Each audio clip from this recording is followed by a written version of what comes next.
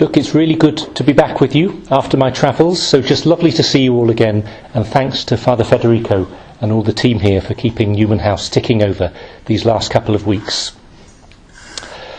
So part of my holiday reading was a book by Peter Rosengard called Talking to Strangers, The Adventures of a Life Insurance Salesman. Now, I don't feel, honestly, I can recommend this to you. It's slightly rakish and slightly racy, but it's a comic autobiography and a good holiday read. It's the riotous life of this life insurance salesman. He's in fact in the Guinness Book of World Records for having sold the largest single life insurance policy from a phone box for £100 million. He set up a comedy store in London, in Soho. He managed a 1980s pop band. He's a recovering gambler. He's led an interesting life. But he's slightly evangelising for sales. He's saying partly that sales is not just about convincing people to buy something they don't want to. That's the bad impression of salespeople, isn't it? It's helping someone to get something they didn't realise they really wanted. This is sales in his exalted view.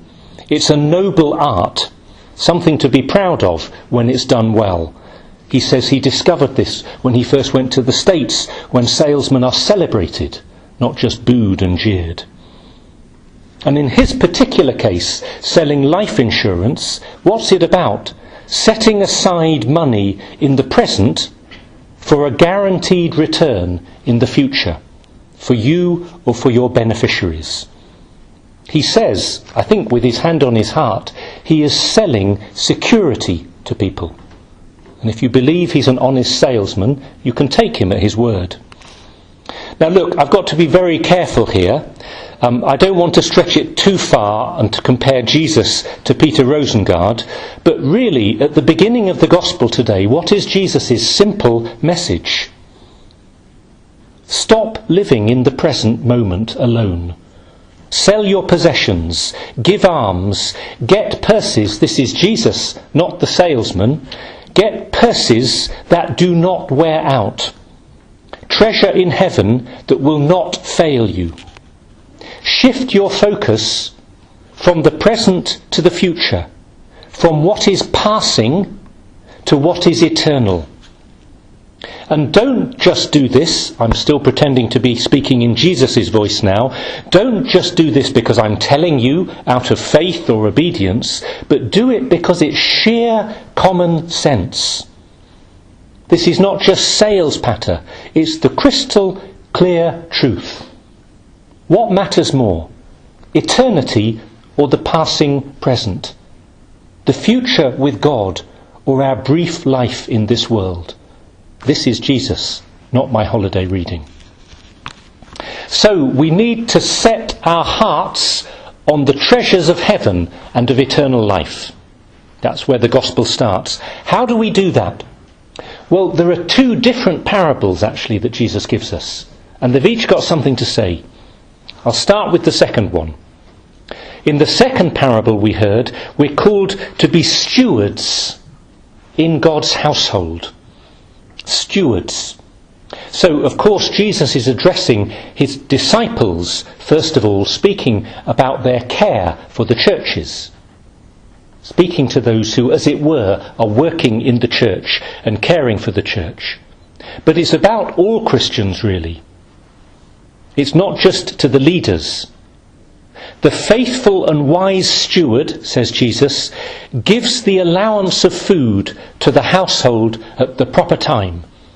And when the master comes, unexpectedly, he finds his stewards doing what they are meant to be doing.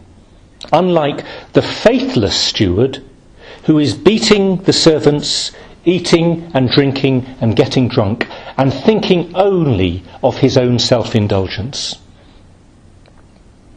I think this is a simple parable about us as Christians doing our duty. Our humble, simple, everyday, obedient duty. You know what this is. It's to love God and to love our neighbour. It's the duty of kindness and care and concern at each moment. It's the duty of, I just can't find a better phrase than this. This is the old-fashioned phrase, okay? It's the duty of fulfilling your state in life. Your state of life. Meaning, what is your current work, your job, your responsibilities, ultimately your vocation? It's just to do the work that God has put into our hands today faithfully. And also at the same time, implicit in that, is for us to have a great trust that what we're doing today has meaning. This is that beautiful Cardinal Newman prayer I quoted a few weeks ago, isn't it? Trusting that in our simple everyday duties of the present moment there is meaning. This is the wonderful spiritual writer Jean-Pierre de Caussade when he speaks about the sacrament of the present moment, and that we should have a healthy, holy pride in what we have been called to do. There is meaning here. There is a purpose. We are helping others in very small ways maybe. We are meant to be a blessing to others, and we are meant to bless God in what we do, even if we can't fully understand it. And for you as students, as I'm often saying, mainly it means to do the duties of your studies today, faithfully and lovingly and diligently, and then to love your neighbour and your God in everyday life. So this parable, it's a call, but it's also an encouragement. We are building God's beautiful kingdom just by doing what we're meant to do today. And we're gaining the treasure that Jesus promises us. Reward is part of the Christian message. We believe in altruism, but we also believe in loving the Lord in order that his promises will be fulfilled for us and for others. Okay, we're stewards, let's do our duties and just be very simple and humble. But the first parable, the first one, it's not the steward managing things well now and doing his duties. It's about the servant who is getting ready for his master to return in the future. And Jesus says this servant needs to be dressed and ready and awake and waiting and attentive. He doesn't know when the master's going to knock on the door and come home after the wedding feast. So the focus here is not actually on being obsessed with the work that we're doing in the present. The focus is knowing that something much more important is coming in the future.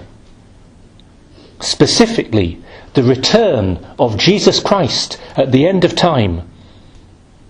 More specifically, more individually, us, me, having to give an account to the Lord at the moment of my death, at the end of my life, and implicitly, every time I go to bed, every time I meet the Lord in prayer, to give an account of my life and to show him that I'm ready to meet him and I'm looking forward to meet him and I'm not trapped in the concerns of the present moment. This is about our love for the Lord who's coming, even though I can't see him with my physical eyes yet. It's about our longing for heaven.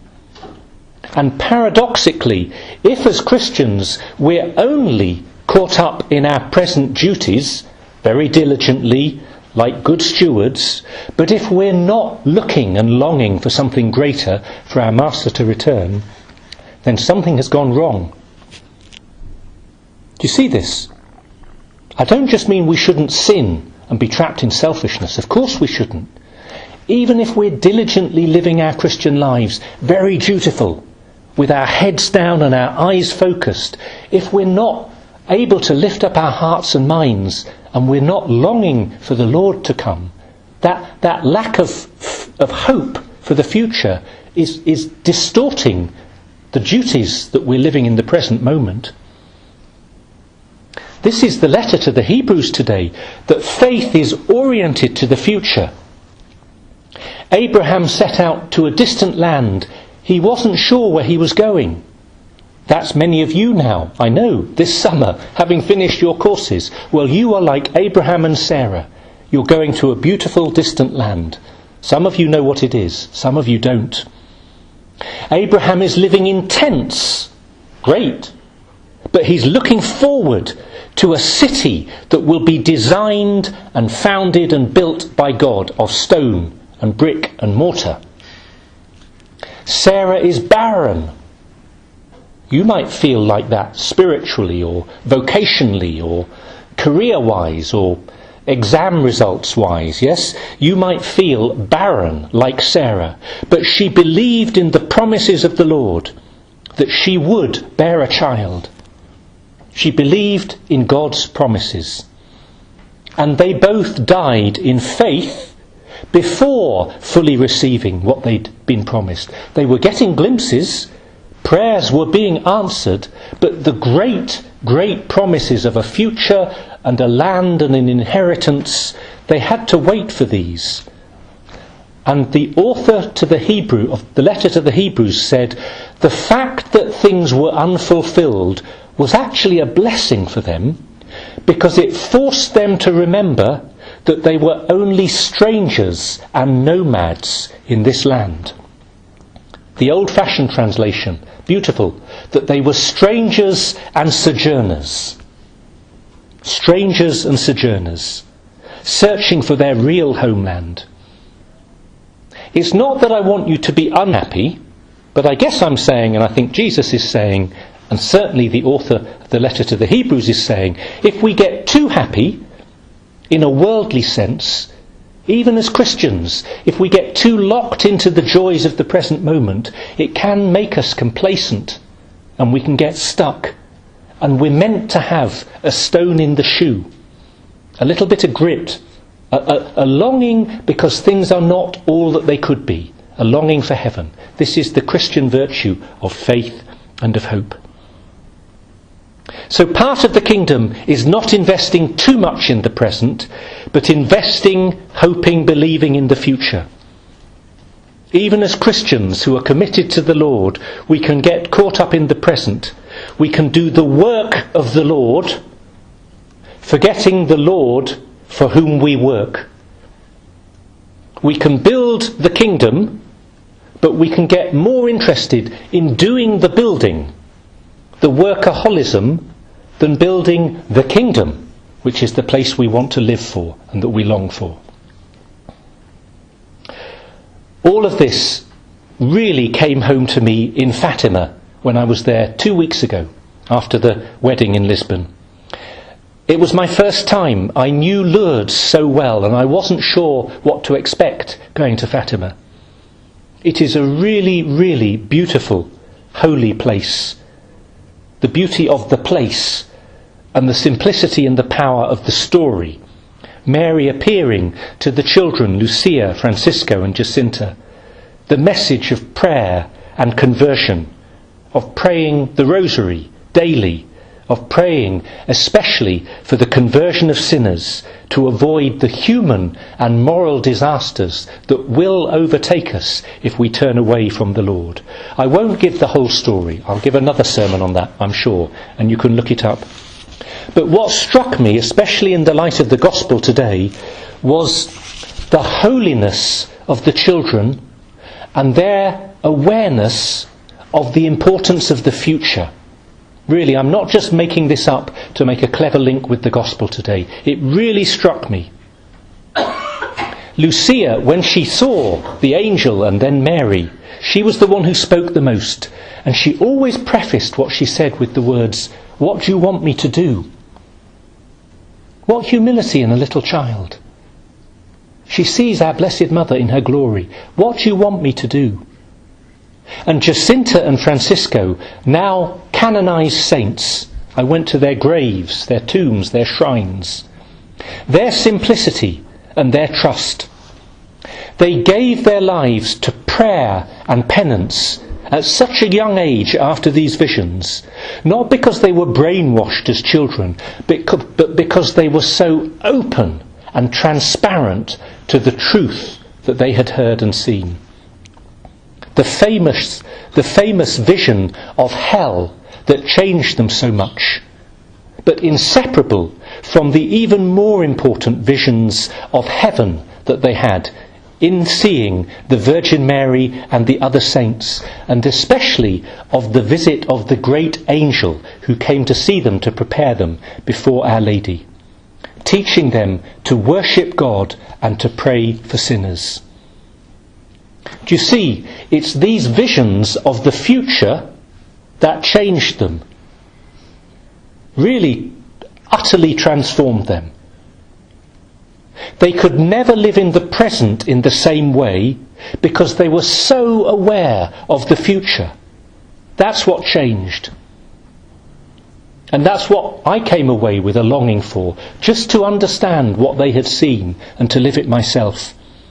If only, and this is Jesus in the Gospel as much as the children of Fatima, if only we could be aware of the future, to really believe, yes, the danger, the tragedy of hell, but above all, the beauty, the promise and the hope of heaven. This is what we're called to, it's what we're made for. And then everything else falls into perspective. It doesn't make Christian life easy, but it makes it clear and transparent and joyful. Of course we live our lives for Christ.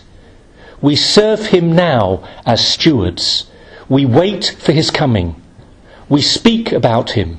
We long for him.